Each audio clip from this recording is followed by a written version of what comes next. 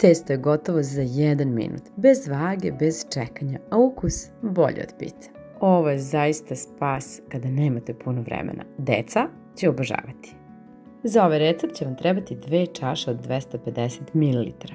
U jednu nalijte jogurt, a u drugu brašno i dobit ćete 250 ml jogurta i 160 g brašna, tako da vam vaga neće biti potrebna. Nakon što ste sipali jogurt u posudu, dodajte i jedno celo jaje, kao i nepunu kašičicu šećera, pola kašičice praška za pecivo i to promešajte. Sipajte zatim i brašno. Ovdje imam 160 g brašna i ono staje tačno u ovu čašu od 250 ml. Dodajte 1 prstohod soli, pa sve dobro promešajte i na kraju sipajte još 1,5 kašiku ulja.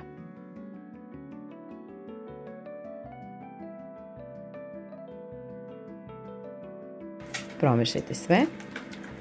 Ovdje sam pripremila pleh srednje veličine koji ću obložiti papirom za pečenje i premazati sa još malo ulja za svaki slučaj. A zatim prosto jednostavno samo izliti testo.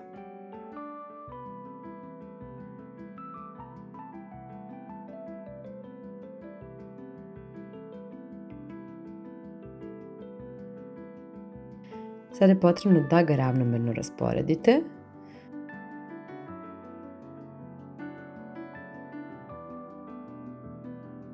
Biće vam potrebno 150 g sira koji ćete narendati. Ja sam ga rendala ovako kombinovano, malo na krupnije, malo na sitnije rende. I najprije ćemo da pospemo po testu sir, a posipamo 1/2 sira. Drugu ćemo ostaviti za kasnije.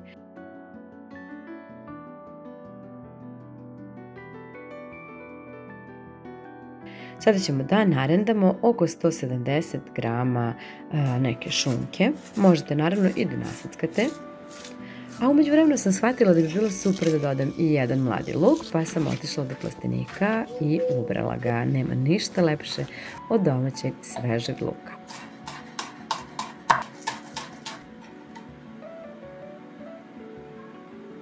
Dodat ću i mladi luk, a zatim 3 šampinjona. Neću da preterujem jer ne želim da šampinjoni previše puste vodu. Njih dodajem ovako odozgo. A zatim dodajem preko i drugu polovinu sira.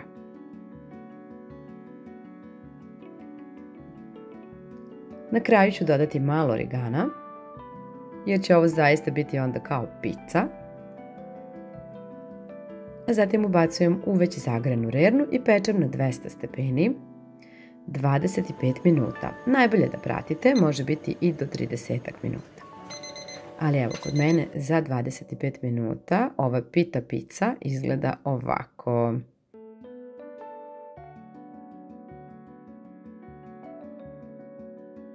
I evo pogledajte kako se ispekla, lepo.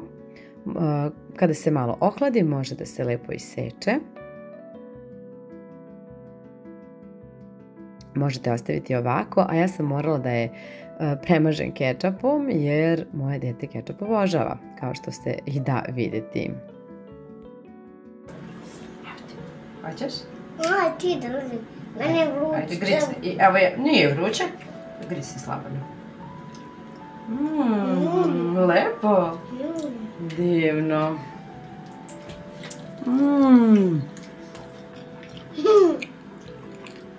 Odlično, to si lepo. Kao pizza, jel? Kao pizza. Odlično. Odlično je, mama. Drago mi da ti se sviđa. A ako se i vama dopada ovaj recept, obavezno ga pošaljite nekoj zauzetoj mami. Verujem da će joj puno značiti. Vidimo se neki drugi put. Ćao!